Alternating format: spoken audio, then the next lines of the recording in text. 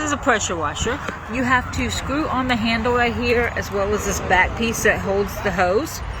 This is the actual gun that comes with it, and it has its own little pieces that you'll connect. This you'll turn to adjust the nozzle, and this you can also hook up and put in your soap so it can spray your soap.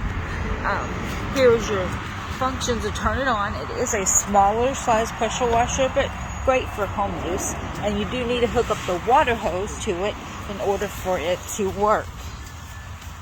Now let's get the water turned on and see how it works.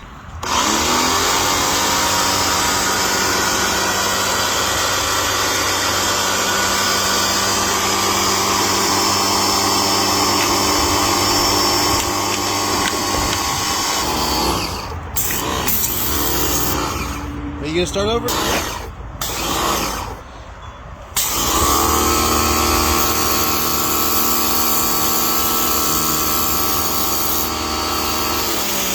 The water can change, you know, however you adjust it if I turn in the nozzle.